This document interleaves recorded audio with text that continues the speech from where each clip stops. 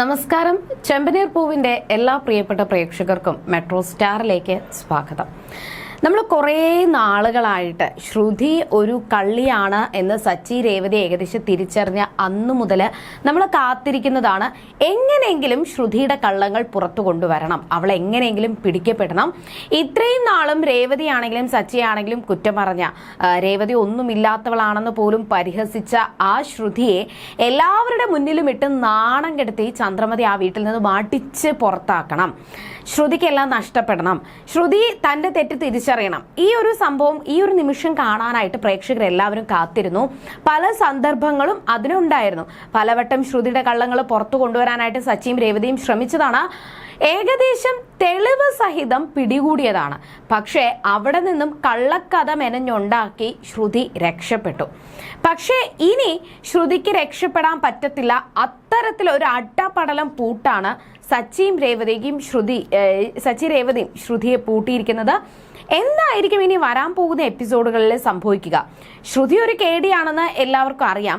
അങ്ങനെയുള്ള ശ്രുതി സച്ചിയുടെയും രേവതിയുടെയും ഈ കുരുക്കിൽ നിന്നും രക്ഷപ്പെടുമോ, അതോ ശ്രുതി എന്നേക്കുമായിട്ട് ചന്ദ്രോദയത്തിൽ നിന്നും പുറത്താകുമോ?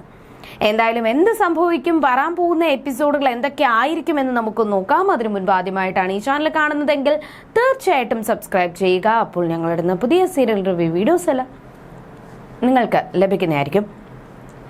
ശ്രുതി ആദ്യം തന്നെ പിടിക്കപ്പെടുമോ എന്നാണ് നമുക്കറിയേണ്ടത്.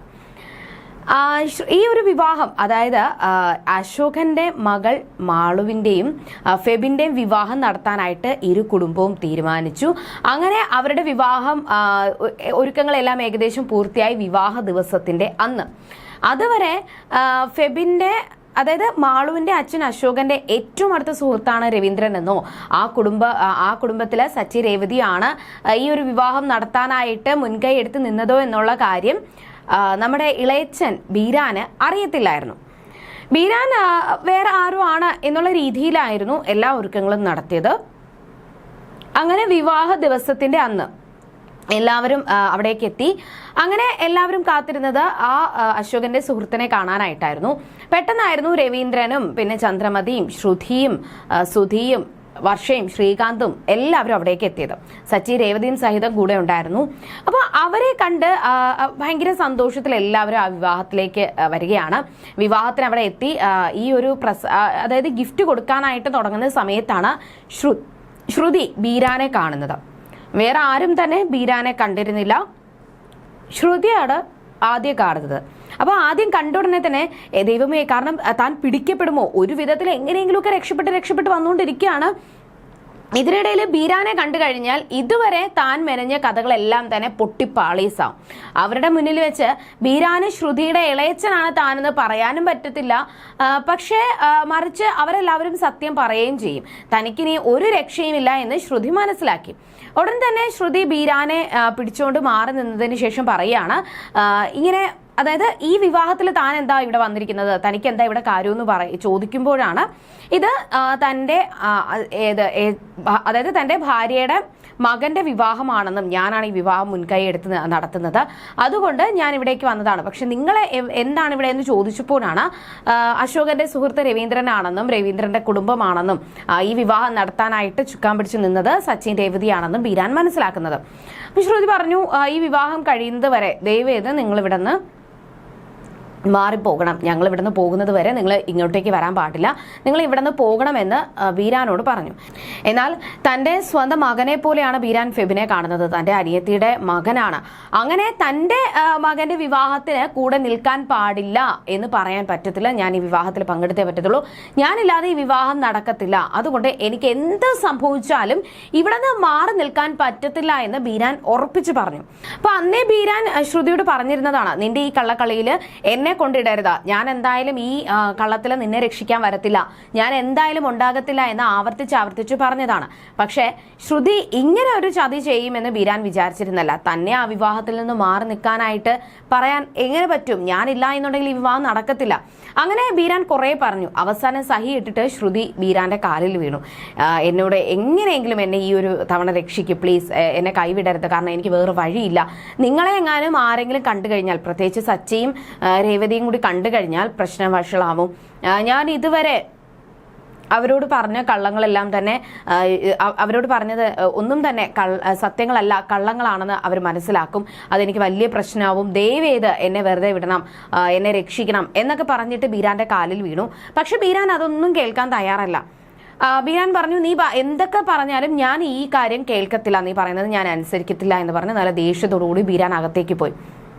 അപ്പോൾ അവരെ കണ്ടപ്പോൾ സച്ചിൻ രേവതിയും തന്നെ കണ്ടു കഴിഞ്ഞാൽ അവസാനം വലിയ പണിയാവും, ഈ വിവാഹം തന്നെ മുടങ്ങാൻ സാധ്യതയുണ്ട്. മാത്രമല്ല ശ്രുതി ആത്മഹത്യ ചെയ്യുമെന്ന് ഭീഷണി കൂടി പെടുത്തിയപ്പോൾ ശരി ആയിക്കോട്ടെ, ഞാൻ മാറി നിൽക്കാം എന്ന് പറഞ്ഞിട്ട് വിവാഹത്തിന്റെ, അതായത് ആ താലി കെട്ടുന്ന നിമിഷം ബീരാൻ അവിടെ നിന്ന് മാറി നിന്നു. അതായത് പുറത്ത് ആരും കാണാതെ പുറത്ത് ഒളിച്ചു നിൽക്കുകയാണ്.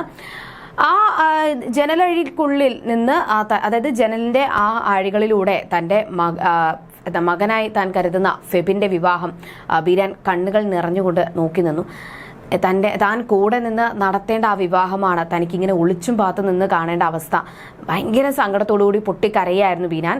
അങ്ങനെ വിവാഹം കഴിഞ്ഞു. വിവാഹം കഴിഞ്ഞതിന് ശേഷം ഉടൻ തന്നെ താലികെട്ടൊക്കെ കഴിഞ്ഞതിന് ശേഷം കുറച്ച് കഴിഞ്ഞപ്പോൾ എത്രയും പെട്ടെന്ന് ഓരോ കള്ളങ്ങളൊക്കെ പറഞ്ഞ് ശ്രുതി അവിടെ നിന്ന് ചന്ദ്രമതിയും എല്ലാവരെയും കൂടി കൊണ്ട് തിരികെ പോയി. അപ്പോൾ ബീരാനോട് വന്ന് പറയാണ്, ഞങ്ങളെല്ലാവരും പോകണം. അപ്പോൾ സച്ചിൻ രേവതിയും പോയി എന്നാണ് ശ്രുതി വിചാരിച്ചിരുന്നത്. അപ്പോൾ സച്ചി രേവതിയും പോയി എന്നും എല്ലാവരും പോയി എന്നും ഞങ്ങളും പോവുകയാണ്, ഇനി താൻ തൻ്റെ ഇഷ്ടത്തിന് വിവാഹം കണ്ടോളൂ എന്നൊക്കെ പറഞ്ഞിട്ട് സംസാരിച്ചതിന് ശേഷം ശ്രുതി നേരെ പോയി. അപ്പോൾ ബീരാന് സന്തോഷമായി. ഇനിയിപ്പോൾ എന്തായാലും പ്രശ്നങ്ങൾ അവസാനിച്ചല്ലോ. തൻ്റെ ഇനി ഫെബിന്റെ വിവാഹത്തിൽ ബാക്കി കാര്യങ്ങൾക്കൊക്കെ ചുക്കാൻ പിടിച്ച് കൂടെ നിൽക്കാനായിട്ട് എനിക്ക് പറ്റുമല്ലോ എന്നൊക്കെ പറഞ്ഞ് ഭയങ്കര സന്തോഷത്തോടു കൂടിയാണ് ബീരാൻ അകത്തേക്ക് കയറി വരുന്നത്. ശ്രുതിയൊക്കെ വീട്ടിലേക്ക് പോയി. സച്ചി രേവതിയും തിരികെ പോകാനായിട്ട് നോക്കുമ്പോൾ രവീന്ദ്രനാണ് പറഞ്ഞത്, നീ അവിടെ നിൽക്കുക, എന്നിട്ട് അവരുടെ കൂടെ നിൽക്കുക, കാര്യങ്ങളെല്ലാം നോക്കി നടത്തിയതിന് ശേഷം പിന്നെ വന്നാൽ മതി എന്നൊക്കെ പറഞ്ഞു. അങ്ങനെ സച്ചിയും രേവതിയും അകത്തേക്ക് വരികയാണ്, പ്രസന്റേഷനൊക്കെ കൊണ്ടുവരികയാണ്. അങ്ങനെ വരുന്ന സമയത്താണ് അവിടെ ബീരാനെ കണ്ടത്. അപ്പോൾ ഇയാള് എന്താ ഇവിടെ എന്ന് സച്ചി രേവതി ഒന്ന് ഞെട്ടിപ്പോയി. അപ്പോൾ അവിടെ വെച്ച് വേണമെങ്കിൽ ഞാൻ എൻ്റെ സുഹൃത്തിൻ്റെ കല്യാണം ആണെന്നൊക്കെ പറഞ്ഞ് തടി തപ്പാൻ പറ്റും. പക്ഷേ ഈ വിവാഹത്തിൽ അങ്ങനെ പറ്റത്തില്ലല്ലോ. വേറെ ഏതെങ്കിലും കല്യാണം ആയിരുന്നെന്നുണ്ടെങ്കിൽ ബീരാൻ അങ്ങനെ പറയാമായിരുന്നു. ഇതിപ്പോൾ തൻ്റെ സഹോദരിയുടെ മകൻ്റെ അല്ലേ, അപ്പോൾ തനിക്ക് അങ്ങനെ പറഞ്ഞു ഒഴിയാൻ പറ്റത്തില്ലല്ലോ. ബീരാൻ ഇങ്ങനെ സച്ചി രേവതിയെ കണ്ട് സ്തംഭിച്ച് നിന്നുപോയി. തനിക്ക് ഓടി ഒളിക്കാനോ ഒന്നിനും പറ്റാത്ത അവസ്ഥ. കാരണം ഫെബിൻ്റെ കുടുംബവും പിന്നെ അശോകൻ്റെ കുടുംബവും എല്ലാവരും ബീരാൻ്റെ ചുറ്റിനും നിൽക്കുകയാണ്.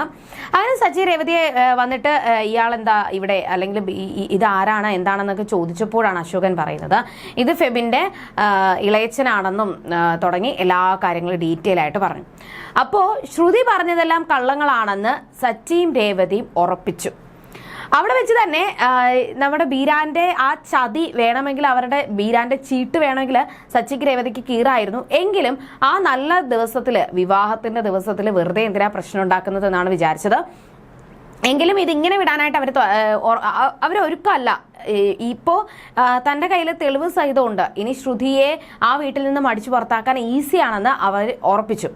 അങ്ങനെ ബീരാനോട് കാര്യങ്ങൾ പറഞ്ഞിട്ട് ഭീഷണിപ്പെടുത്തുകയാണ്. താൻ വന്നില്ല എന്നുണ്ടെങ്കിൽ തന്നെ ഞാനിപ്പോൾ പോലീസിൽ ഏൽപ്പിക്കുമെന്നൊക്കെ പറഞ്ഞിട്ട് ഭീഷണിപ്പെടുത്തി. അങ്ങനെ ബീരാനെയും കൊണ്ട് സച്ചിയും രേവതിയും നേരെ പോയത് ചന്ദ്രോദയത്തിലേക്കാണ്.